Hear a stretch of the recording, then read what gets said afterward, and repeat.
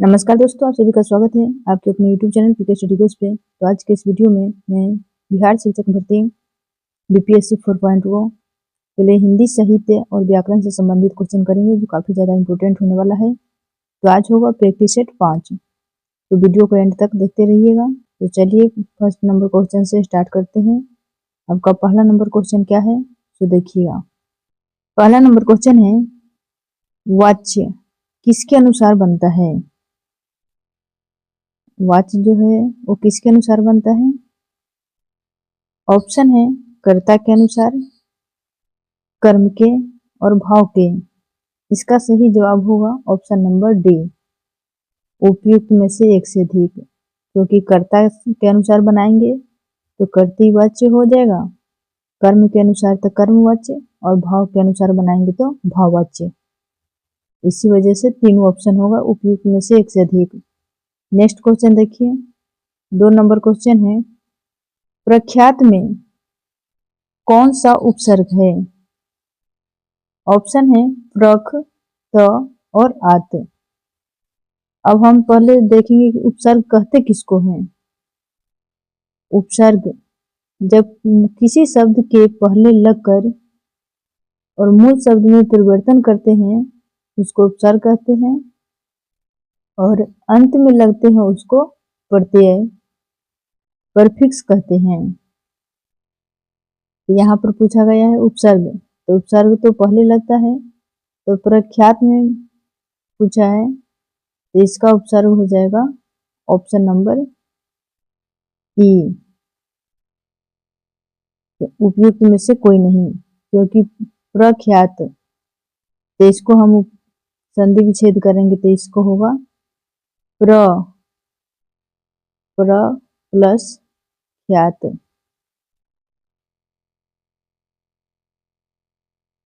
जो कि ऑप्शन में नहीं दिया है, इसी वजह से इसका आंसर हो जाएगा ऑप्शन नंबर ई। नेक्स्ट क्वेश्चन देखिए, नेक्स्ट क्वेश्चन है, देशज शब्द छाटिए। ऑप्शन है तारीख, डिबिया, सूरज। इसका सही जवाब होगा ऑप्शन नंबर बी, डिबिया, जो कि देशज शब्द है। नेक्स्ट क्वेश्चन है, दिए गए वाक्य में रेखांकित शब्द के लिए सही वर्तनी ज्ञात कीजिए। भारत के बहुत से वैज्ञानिक विदेश गए हैं, तो कौन सा सही वर्तनी है? सो देखिए, इसका सही जवाब होगा ऑप्शन नंबर बी, वैज्ञानिक, जो कि सही शब्द है। बाकी अन्य गलत है, अशुद्ध है। नेक्स्ट क्वेश्चन देखिए, 5 नंबर क्वेश्चन है, वहां कोई गया कौन सा सर्वनाम है? पहले हम देखिए कहा, यहाँ पे लिखा है कोई गया, तो कोई क्या हो गया? अनिश्चयवाचक सर्वनाम। जहां पे हम देखेंगे कोई कुछ लगा रहा और पूछेगा कि कौन सा सर्वनाम है, तो वहां लगा दीजिए अनिश्चयवाचक सर्वनाम। तो यहाँ होगा option number C. Next question देखिए, नेक्स्ट क्वेश्चन है, निराशा का संधि विच्छेद क्या है? ऑप्शन है नीरा प्लस आशा, नीर प्लस आशा, नी प्लस आशा। इसका सही जवाब है ऑप्शन नंबर सी, नी प्लस आशा, जो कि निराशा का संधि विच्छेद है। नेक्स्ट क्वेश्चन है, बुढ़ापे भी एक प्रकार का अभिशाप है, इस वाक्य में रंगीन छपे शब्द की संज्ञा बताइए। तो कौन सा संज्ञा है? ऑप्शन है जातिवाचक संज्ञा, व्यक्तिवाचक संज्ञा, भाववाचक संज्ञा। इसका जो आंसर होगा वो सही जवाब होगा ऑप्शन नंबर सी, भाववाचक संज्ञा। बुढ़ापा, एक बूढ़ा से बना हुआ है बुढ़ापा, जो कि भाववाचक संज्ञा है। किसी खास व्यक्ति का बोध होता तो वहां पर व्यक्तिवाचक संज्ञा हो जाता, और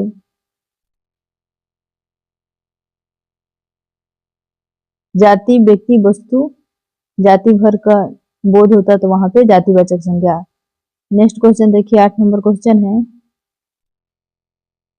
आंख की किरकिरी होना का अर्थ क्या है? ऑप्शन है अप्रिय लगना, धोखा देना, कष्टदायक होना। इसका सही जवाब है ऑप्शन नंबर ए, अप्रिय लगना। आंख की किरकिरी होने का अर्थ क्या है? तो अप्रिय लगना। नेक्स्ट क्वेश्चन देखिए, 9 नंबर क्वेश्चन है, निम्न में से किस वाक्यांश के लिए कालातीत शब्द का उपयोग किया जाता है? ऑप्शन है जिसका समय आएगा, जिसका समय आने वाला है और जिसका समय बीत गया हो। इसका सही जवाब होगा, इसका एक वाक्य में बताना है, कालातीत। इसका सही जवाब है ऑप्शन नंबर सी, जिसका समय बीत गया हो उसको क्या कहते हैं? उसको कहते हैं कालातीत। उसके बाद देखिए, जिसका समय आएगा और जिसका समय आने वाला है।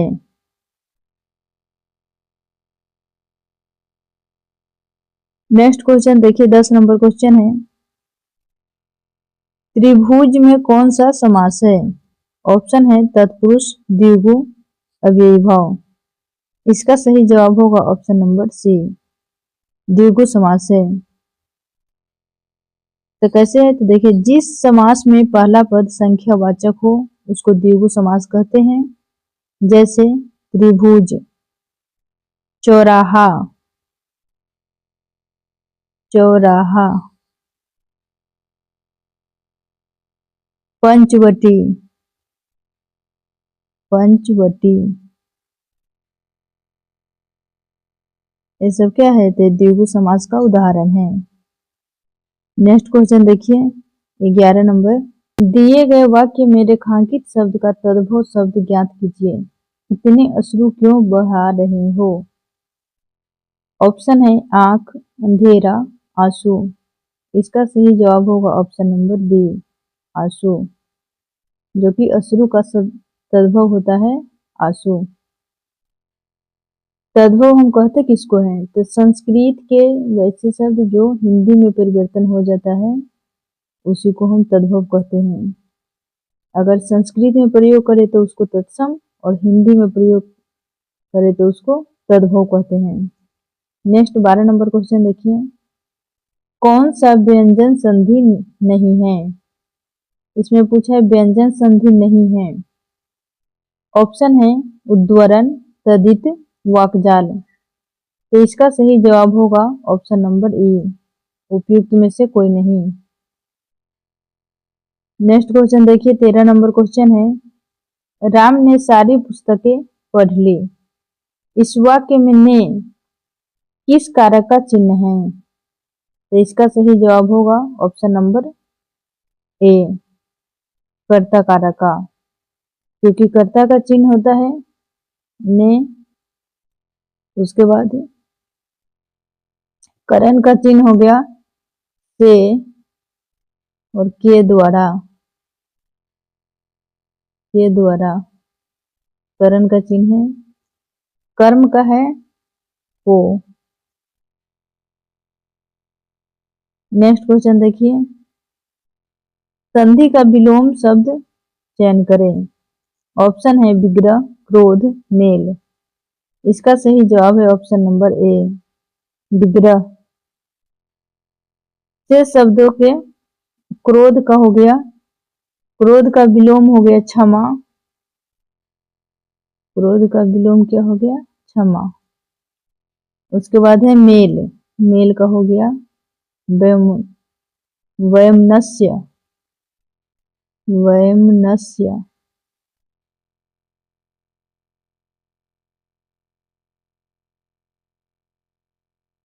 और समास का हो गया व्यास, संधि का हो गया विग्रह। नेक्स्ट देखिए, नेक्स्ट क्वेश्चन 15 नंबर क्वेश्चन है, दिए गए वाक्य में रेखांकित खंड को प्रतिस्थापित करने के लिए सबसे उपयुक्त विकल्प का चयन करें। यदि इसे प्रतिस्थापित करने की आवश्यकता नहीं है तो विकल्प किसी बदलाव की आवश्यकता नहीं है का चयन करें। देखिए लिखा हुआ हुआ कि भाई साहब को मुझे 1 रुपया दिया है। इसका सही जवाब कौन सा होगा? तो इसका सही जवाब होगा ऑप्शन नंबर बी, भाई साहब ने मुझे 1 रुपया दिया है। तो सही वाक्य बनेगा। नेक्स्ट क्वेश्चन देखिए, 16 नंबर क्वेश्चन है, अव्यय के कितने भेद हैं? ऑप्शन है 3, 5, 4। इसका सही जवाब है option number B, 4। Next question है, किस वाक्य में क्रिया सामान्य भूतकाल में है? ऑप्शन है उसने पुस्तक पढ़ी, उसने पुस्तक पढ़ी है, उसने पुस्तक पढ़ी थी। इसका सही जवाब होगा ऑप्शन नंबर ए। क्रिया के समाप्त होने के बाद होती है, उसको भूतकाल कहते हैं। उसने पुस्तक पढ़ी। नेक्स्ट क्वेश्चन देखिए, निम्नलिखित में से कौन सा शब्द स्त्रीलिंग है?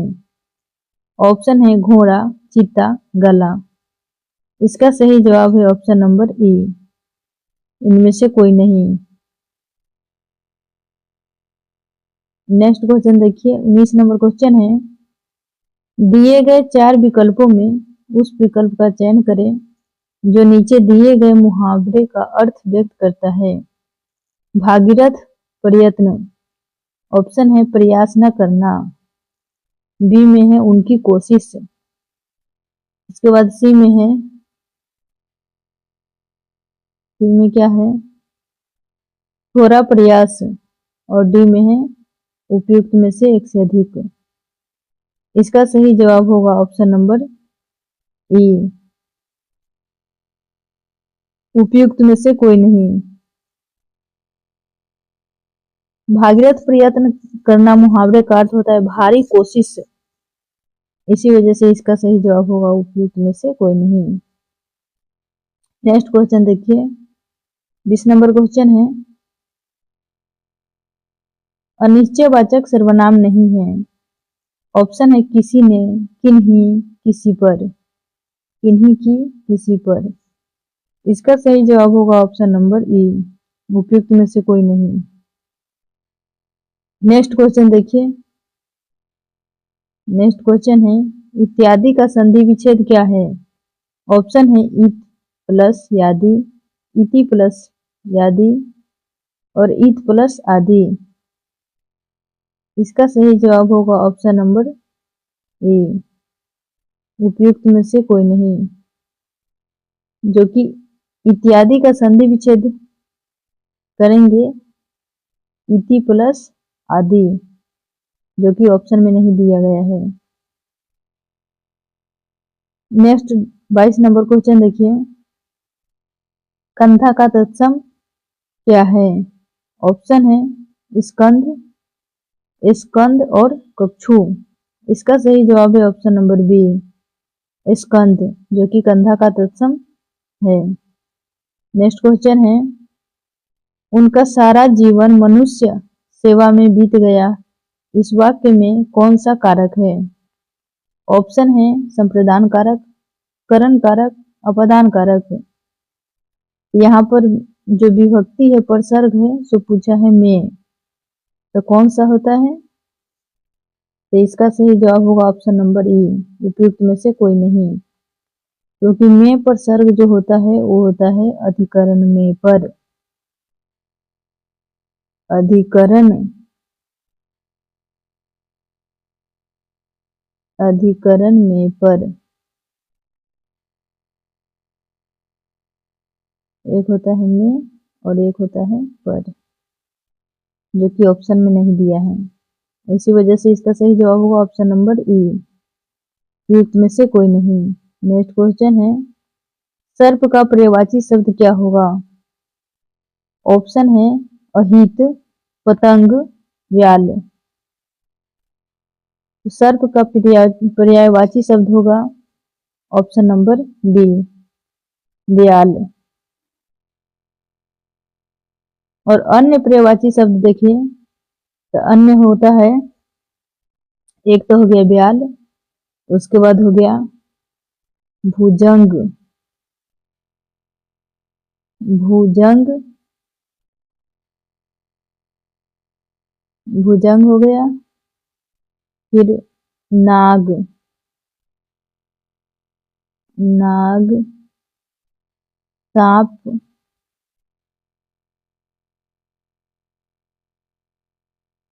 सांप। इसके बाद ऊरग, ये सब सर्प का पर्यायवाची शब्द है। नेक्स्ट क्वेश्चन देखिए, ठीक समय पर आ जाना में कौन सा कारक है? ऑप्शन है कर्ता, करण, संप्रदान। इसका सही जवाब है ऑप्शन नंबर ई, उपयुक्त में से कोई नहीं।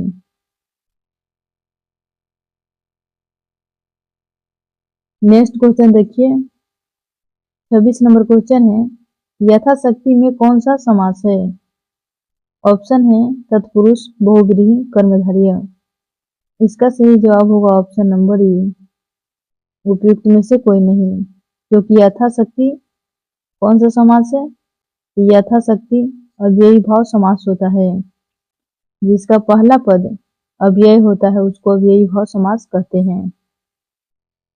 नेक्स्ट क्वेश्चन देखिए, निम्नलिखित वाक्य में रेखांकित भाग के लिए एक सार्थक शब्द ज्ञात कीजिए।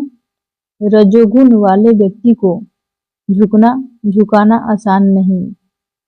ऑप्शन है वाचिक, सात्विक, राजसिक। इसका सही जवाब होगा ऑप्शन नंबर बी, राजसिक। नेक्स्ट क्वेश्चन है, निम्नलिखित में से कर्मवाच्य वाला वाक्य चुने। ऑप्शन है ऐसा कहते हैं कि, बी में है तुम लिख नहीं सकते, और सी में है बिल्ली के हाथों चूहा मारा गया। इसका सही जवाब होगा ऑप्शन नंबर सी, बिल्ली के हाथों चूहा मारा गया। यही कर्मवाच्य वाला वाक्य है। नेक्स्ट क्वेश्चन देखिए, ऊंट के मुंह में डॉट डॉट उपरोक्त लोकोक्ति में रिक्त स्थानों को भरे। ऑप्शन है जीरा, बंदर, केला। इसका सही जवाब होगा ऑप्शन नंबर ए, जीरा, जो कि ऊंट के मुंह में जीरा। नेक्स्ट क्वेश्चन देखिए, 30 नंबर क्वेश्चन है,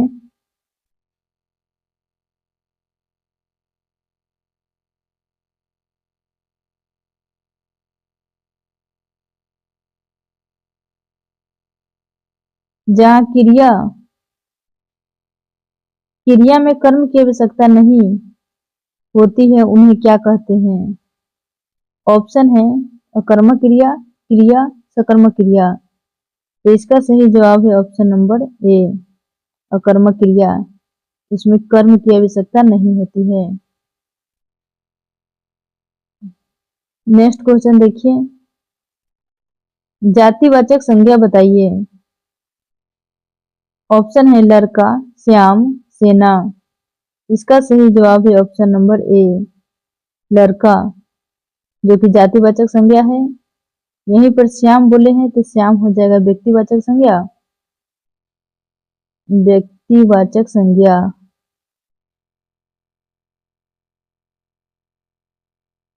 अब उसके बाद सेना, सेना हो जाएगा, सेना होगा समूहवाचक संज्ञा। नेक्स्ट क्वेश्चन देखिए, अल्प प्राण व्यंजनों के उच्चारण के दौरान क्या होता है? ऑप्शन है हवा कम निकलती है, हवा अधिक निकलती है, हवा कभी कम कभी अधिक निकलती है। इसका सही जवाब है ऑप्शन नंबर ए, अल्प प्राण में हवा कम निकलती है। अल्प प्राण होते कौन कौन से हैं? तो अल्प प्राण होते हैं पहला, तीसरा और पांचवा अल्प प्राण, और दूसरा और चौथा महाप्राण। नेक्स्ट क्वेश्चन देखिए, सही वर्तनी वाला शब्द का चयन करें।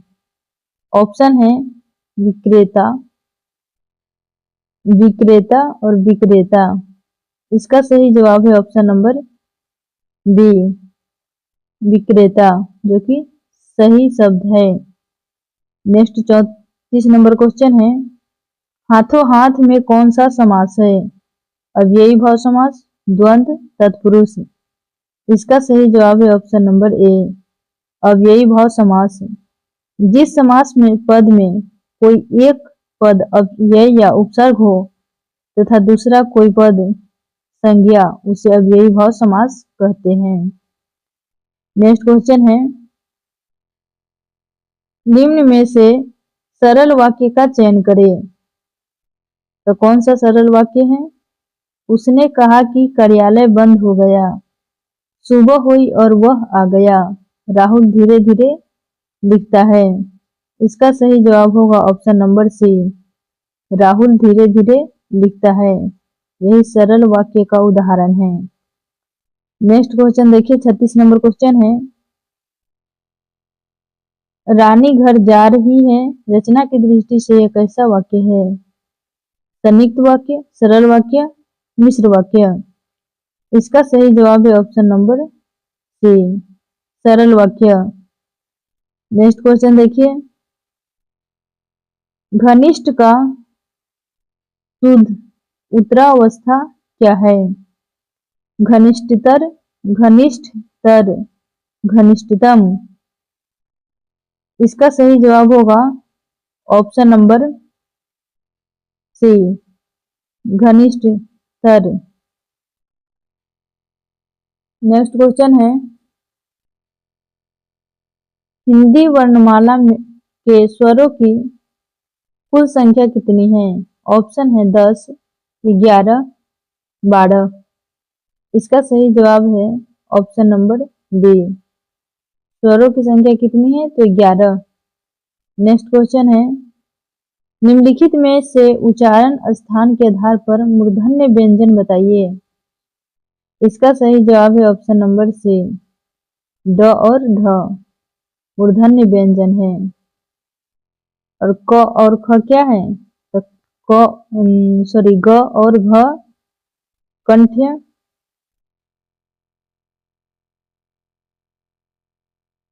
कंठ्य व्यंजन, ग और घ। ज और झ क्या है? ते है तालव्य व्यंजन, तालव्य व्यंजन। और ड ढ तो मूर्धन्य व्यंजन। नेक्स्ट क्वेश्चन देखिए, उसने कुत्ते को लाठी से मारा। इसमें लाठी किस प्रकार, किस कारक में है? ऑप्शन है संबंध कारक, करण कारक और है अपादान कारक। उपयुक्त में से एक से अधिक है। इसका सही जवाब है ऑप्शन नंबर बी, लाठी से तृतीय विभक्ति है, करण से, इसी वजह से बी हो जाएगा, करण कारक। नेक्स्ट 41 नंबर क्वेश्चन देखिए, द्विवेदी युग का नाम किस साहित्यकार के नाम पर रखा गया? ऑप्शन है हजारी प्रसाद द्विवेदी, मैथिली शरण गुप्त, महावीर प्रसाद द्विवेदी। इसका सही जवाब है option number B, Mahavir Prasad Dwivedi के नाम पर रखा गया है, जो कि 1900 से 1920 तक द्विवेदी युग कहा जाता है। जानते हैं द्विवेदी युग के कारण कवि कौन कौन से हैं? तो द्विवेदी युग के कवि हैं मैथिली शरण गुप्त, हरिऔध, अयोध्या सिंह हरिऔध, महावीर प्रसाद द्विवेदी, राम नरेश त्रिपाठी, बालकृष्ण शर्मा नवीन। ये सब द्विवेदी युग के कवि हैं। नेक्स्ट क्वेश्चन है, निम्नलिखित में से कौन सी भाषा संस्कृत भाषा की अपभ्रंश है? ऑप्शन है खड़ी बोली, ब्रजभाषा, पाली। इसका सही जवाब है ऑप्शन नंबर सी, पाली। नेक्स्ट देखिए, छायावाद के स्थूल के प्रति सूक्ष्म का विरोध है, यह किसने कहा है? ऑप्शन है सुमित्रा नंदन पंत, डॉक्टर नागेंद्र, रामचंद्र शुक्ल। इसका सही जवाब है option number B, doctor Nagendra. Next question देखिए, निम्नलिखित निम्न में से कौन सी रचना महावीर प्रसाद की नहीं है? ऑप्शन है काव्य मंजूषा, सुमन, प्रिय प्रवास। इसका सही जवाब है ऑप्शन नंबर सी, प्रिय प्रवास, जो कि महावीर प्रसाद द्विवेदी जी का नहीं है। तो किनका है? तो प्रिय प्रवास अयोध्या सिंह उपाध्याय हरिऔध जी की रचना है। नेक्स्ट क्वेश्चन है, किस विद्वान ने देवनागरी लिपि के स्थान पर रोमन लिपि स्वीकार करने का सुझाव दिया था? ऑप्शन है महात्मा गांधी, सुनीति कुमार चटर्जी, कक्का कालेलकर। इसका सही जवाब है option number C, Suniti Kumar Chatterji ने देवनागरी लिपि के स्थान पर रोमन लिपि स्वीकार करने का सुझाव दिया था। नेक्स्ट क्वेश्चन देखिए। नेक्स्ट क्वेश्चन है, मर्यादा किसके द्वारा संपादित पत्रिका थी? ऑप्शन है भारतेंदु हरिश्चंद्र, प्रेमचंद्र, सूर्यकांत त्रिपाठी निराला। इसका सही जवाब है option number B, Premchandra. Next question देखिए, इन उपन्यासों को उनके लेखक के सामने सुमेलित कीजिए। सूची 1 को सूची 2 से मिलाना है। ऑप्शन है दिल्ली का दलाल ये हो गया, पांडे बेचन शर्मा। उसके बाद गुनाहों का देवता धर्मवीर भारती, अंतराल मोहन राकेश, भूले बिसरे चित्र भगवती चरण वर्मा, और अनाथ पल्ली है जो भगवती प्रसाद वाजपेयी जी का है। तो कौन सा है? तो इनका है अनाथ पल्ली।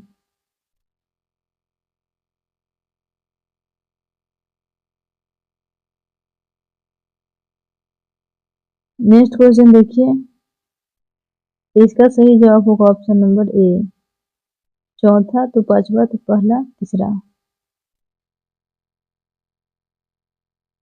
निम्नलिखित में से कौन मिश्र बंधुओं में है? ऑप्शन है कृष्ण बिहारी, श्याम बिहारी, गणेश बिहारी।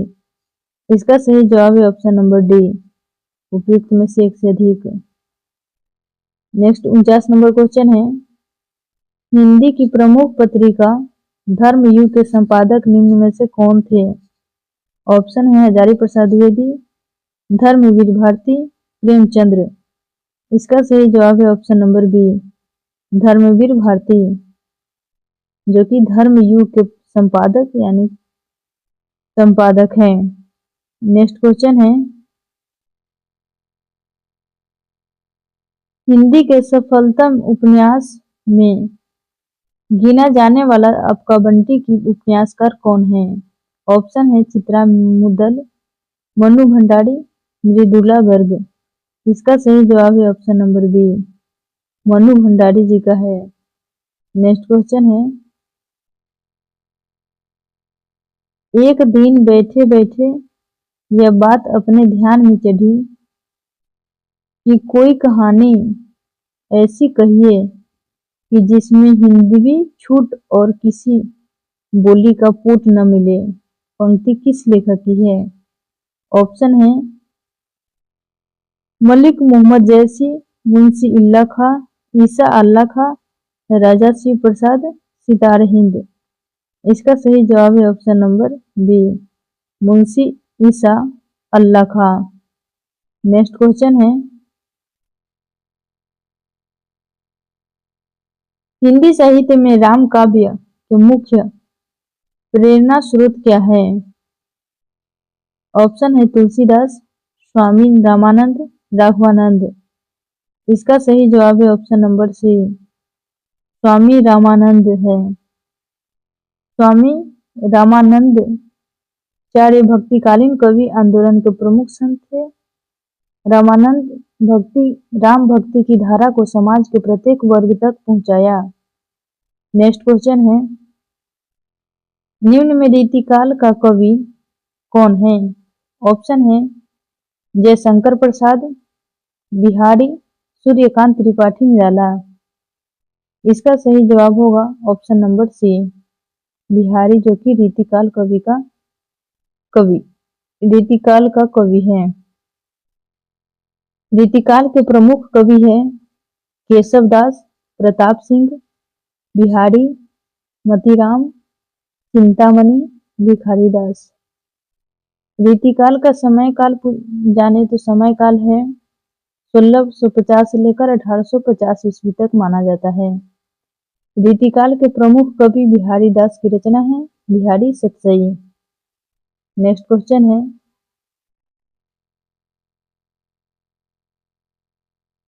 काहे री नलिनी तू कुमहलानी, तेरे ही नाली सहोदर पानी। पंक्ति के रचनाकार कौन है? ऑप्शन है जायसी, कबीर, रैदास। इसका सही जवाब है option number C, Kabir. Next question देखिए, आदिकाल के पहेलियां लिखने वाले कवि थे। ऑप्शन है जगनिक, खुसरो, सरहप्पा। इसका सही जवाब है option number B, Khusro. Next question देखिए, उनके खुसरो जी के पहेलियां है नुकरिया और खालिक बाड़ी, दो सुखने, ये सब है। नेक्स्ट 56 नंबर से 60 तक क्या है? यहाँ पे गद्यांश पढ़ना है और गद्यांश पढ़कर उत्तर देना है। तो आइए मेरे साथ गद्यांश पढ़िए।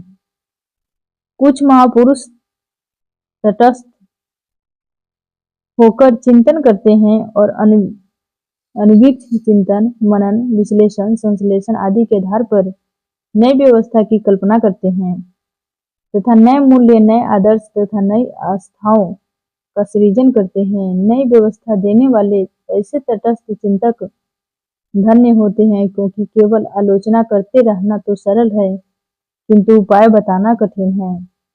मार्क्स ने कुछ उपाय बताए और लेनिन ने उन्हें मूर्त रूप दिया। हर्षोल्लासकी आदि ने उपाय बताए और उन्हें साकार करना अन्य पर निर्भर रहा, किंतु कुछ महापुरुष और आगे बढ़ गए। उन्होंने केवल उपाय नहीं बताया, बल्कि स्वयं एक निष्ठा से उस पर आचरण करने के लिए जुट गए। महात्मा गांधी ने जो समझा वही कहा और जो कहा वही किया। उनके विचार, कथनी और करनी एक ही थे। उनमें अपनी बात कहने और आचरण करने का साहस था। उनका जीवन अपने सुझाव हुए उपायों और आदर्शों के आधार पर विहित प्रयोगों और अनुभवों के सजीव श्रृंखला है। महात्मा गांधी काल के प्रवाह के साथ नहीं बहे, ये युग प्रवर्तक हो गए। गांधी महान और अलौकिक पुरुष थे। अब यहाँ से क्वेश्चन है गद्यांश का। उपयुक्त गद्यांश का संबंध निम्नलिखित में से किससे है? ऑप्शन है आदर्शवाद से, समाजवाद से, कर्मवाद से। इसका सही जवाब है ऑप्शन नंबर बी, कर्मवाद से। कर्मवाद में ही गांधी जी ने बोले कथनी और करनी एक ही होते हैं, कुछ व्यक्ति आदर्शवाद होते हैं। और नेक्स्ट क्वेश्चन देखिए, इस गद्यांश में लेखक ने मुख्य रूप से क्या वर्णित किया है? ऑप्शन है कुछ महान पुरुषों का चरित्र चित्रण किया है, मार्क्स के सिद्धांत की व्याख्या की है, महात्मा गांधी के चरित्र की विशिष्टता का कारण बताया है। इसका सही जवाब होगा ऑप्शन नंबर सी, महात्मा गांधी के चरित्र की विशिष्टता का कारण बताया गया है। नेक्स्ट क्वेश्चन है,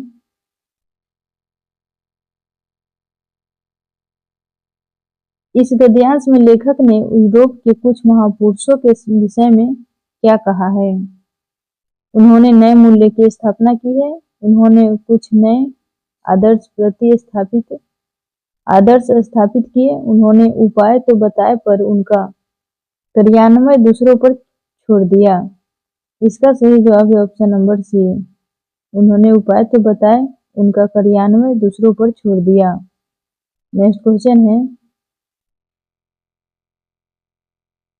इस गद्यांश में लेखक ने महात्मा गांधी के विषय में क्या कहा है? ऑप्शन है, वे केवल सिद्धांतवादी थे, उनकी कथनी और करनी में अंतर था, वे केवल आदर्शवादी थे। इसका सही जवाब है ऑप्शन नंबर ए, उपयुक्त में से कोई नहीं, क्योंकि महात्मा गांधी के विषय में गांधी जी सिद्धांतवादी के साथ साथ आचरणवादी व्यवहारवादी भी थे। इसी वजह से गांधी जी वास्तविक रूप से आदर्शवादी और यथार्थवादी थे। नेक्स्ट क्वेश्चन है,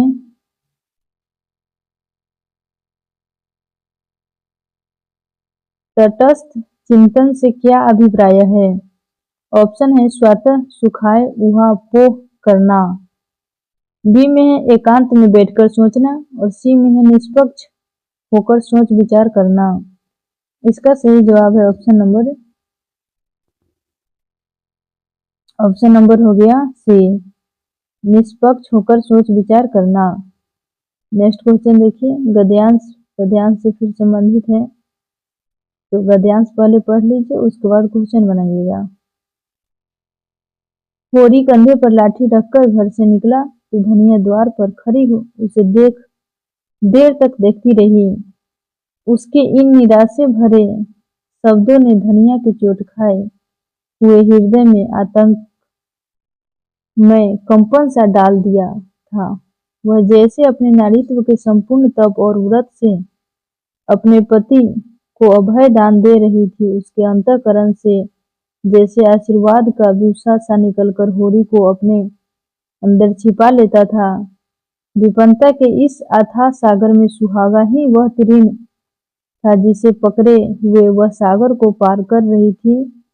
इन असंगत शब्दों ने अयथार्थ को निकट होने पर भी मानो झटका देकर उसके हाथों से वह तिनके का सहारा छीन लेना चाहा, बल्कि यथार्थ के निकट होने के कारण ही उनमें इतनी वेदना शक्ति आ गई थी कि कानों कहने से काना की जो दुख होता है वह क्या आंखों वाले आदमी को हो सकता है? यहाँ से अब क्वेश्चन देखिए। क्वेश्चन है, धनिया की चिंता का कारण क्या था? तो ऑप्शन देखिए, ऑप्शन क्या है?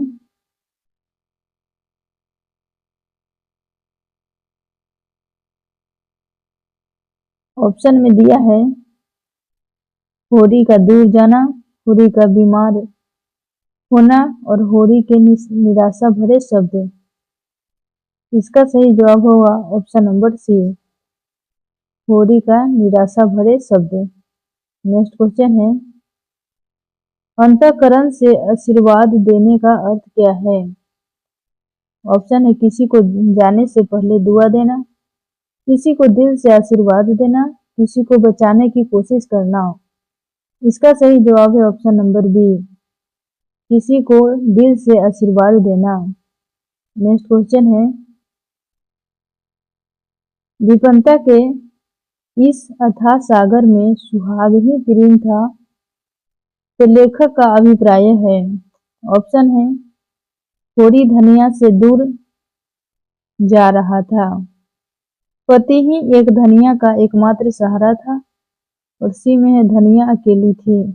इसका सही जवाब है ऑप्शन नंबर बी, पति ही धनिया का एकमात्र सहारा था।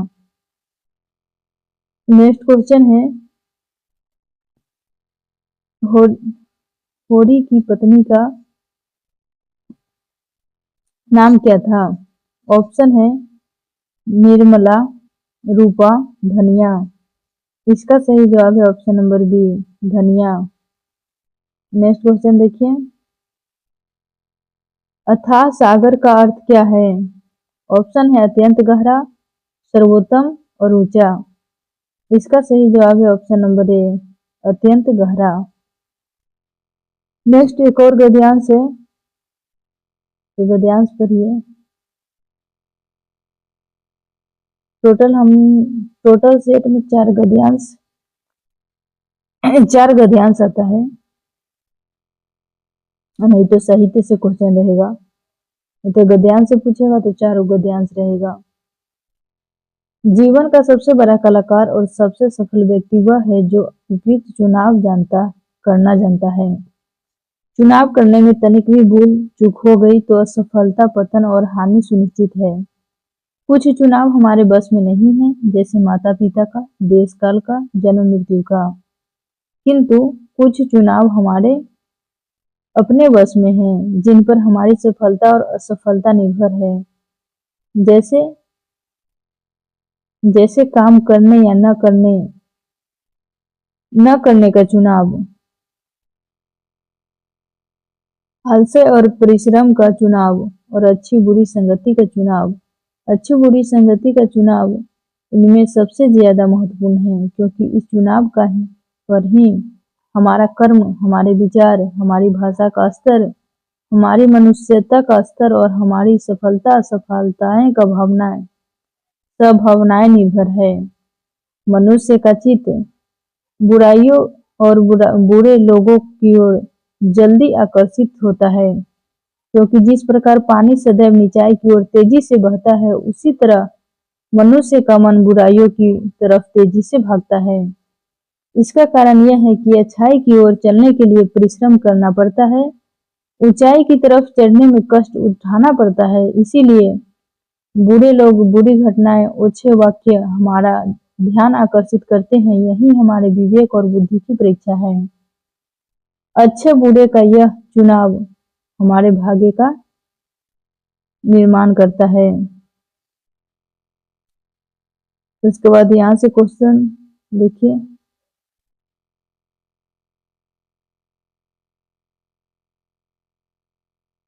क्वेश्चन है सफल व्यक्ति किसे कहा गया है? ऑप्शन है जो उपयुक्त व्यवहार करे, जो उपयुक्त व्यापार करे, जो उपयुक्त चुनाव करे। इसका सही जवाब है ऑप्शन नंबर सी, जो उपयुक्त चुनाव करे वही सफल व्यक्ति है। नेक्स्ट क्वेश्चन देखिए, कौन सा चुनाव हमारे वश में है? ऑप्शन है माता पिता का, जन्म मृत्यु का, अच्छे बुरे संगति का। इसका सही जवाब है ऑप्शन नंबर बी, अच्छे बुरी संगति का। नेक्स्ट क्वेश्चन देखिए, सबसे महत्वपूर्ण चुनाव कौन सा है?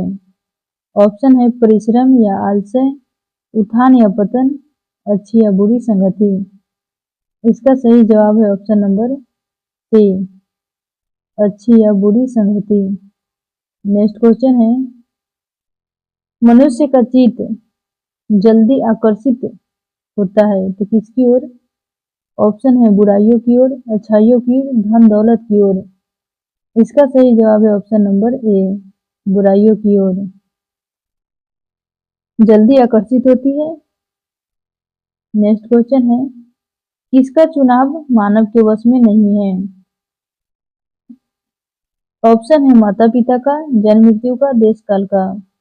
इसका सही जवाब है ऑप्शन नंबर डी, उपयुक्त में से एक से अधिक, जो कि मानव के वश में नहीं है। नेक्स्ट एक और गद्यांश है, रविंद्रनाथ ने इस भारतवर्ष को महामानव समुद्र कहा है।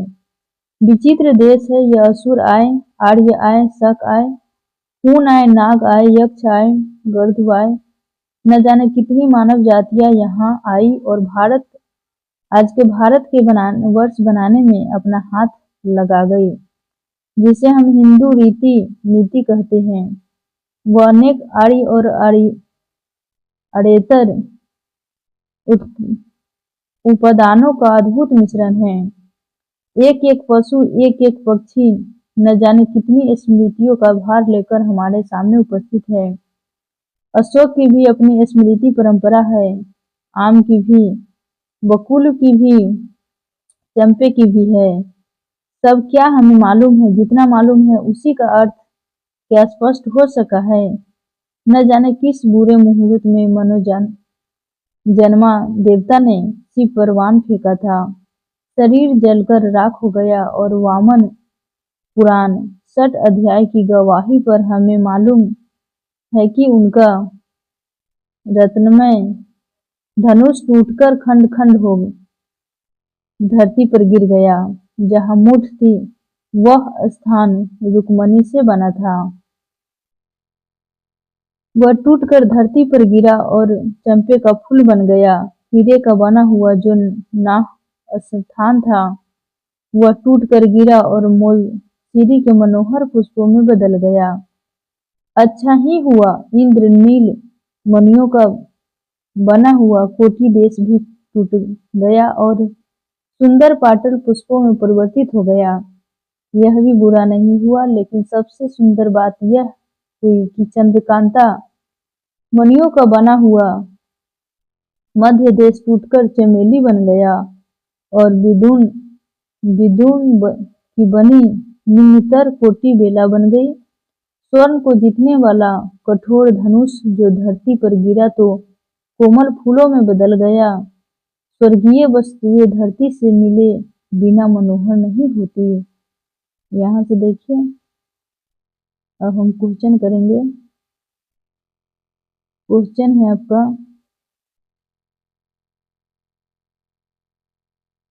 किस पुराण में मनोजन्मा देश की कथा लिखी है? ऑप्शन है विष्णु पुराण, वामन पुराण, उप पुराण। इसका सही जवाब है ऑप्शन नंबर बी, वामन पुराण। नेक्स्ट क्वेश्चन देखिए, भारत को महामानव समुद्र क्यों कहा गया है? ऑप्शन है अत्यधिक संख्या में समुद्र होने के कारण, अधिक जनसंख्या होने के कारण, जातियों की अधिक संख्या होने के कारण। इसका सही जवाब है ऑप्शन नंबर सी, जातियों की अधिक संख्या होने के कारण भारत को महामानव का समुद्र कहा गया है। नेक्स्ट क्वेश्चन है, हिंदू रीति ... उपादानों का मिश्रण है। ऑप्शन है मनोजन्मा देवता के, शिव के, आर्य तथा आर्येतर के। इसका सही जवाब है ऑप्शन नंबर सी, आर्य तथा आर्येतर के। नेक्स्ट क्वेश्चन है, मनोजन्मा शब्द का प्रयोग किस देवता के लिए किया गया है? ऑप्शन है कामदेव, ब्रह्मा, इंद्र। इसका सही जवाब है ऑप्शन नंबर ए, कामदेव के लिए। नेक्स्ट क्वेश्चन देखिए, धनुष का हीरे वाला भाग धरती पर गिरने से किस रूप में परिवर्तित हो गया? ऑप्शन है चंपा के फूल में, चमेली के फूल में, मौलसरी के फूल में। इसका सही जवाब है ऑप्शन नंबर सी, मौलसरी के फूल में। नेक्स्ट क्वेश्चन है, गद्यांश के अनुसार किसने भारतवर्ष को महामानव समुद्र कहा है? ऑप्शन है रविंद्रनाथ, प्रेमचंद्र, महात्मा गांधी। इसका सही जवाब है option number A, Rabindranath. Next question देखिए, शिव के पर्यायवाची शब्द है। ऑप्शन है रुद्र, निशान, नीलकंठ। इसका सही जवाब होगा ऑप्शन नंबर डी, उपयुक्त में से एक से अधिक। नेक्स्ट क्वेश्चन है, भारतवर्ष को बनाने में किन जातियों का योगदान रहा? ऑप्शन है आर्य, हुन, शक। इसका सही जवाब है ऑप्शन नंबर डी, उपयुक्त में से एक से अधिक। नेक्स्ट क्वेश्चन देखिए, पुष्प का पर्यायवाची शब्द क्या है? ऑप्शन है रवि, सखी, सुमन। इसका सही जवाब है ऑप्शन नंबर बी, सुमन। नेक्स्ट क्वेश्चन देखिए, मनोहर का संधि विच्छेद क्या है? इसका सही जवाब होगा ऑप्शन नंबर ए, मन प्लस हर, मनोहर, जो कि विसर्ग संधि है। Thanks for watching us. मिलेंगे नेक्स्ट वीडियो में। मेरे चैनल को नया है तो चैनल को सब्सक्राइब कर बेल आइकन प्रेस कीजिए और ज़्यादा से ज़्यादा दोस्तों के साथ शेयर कीजिए। जय हिंद, जय भारत।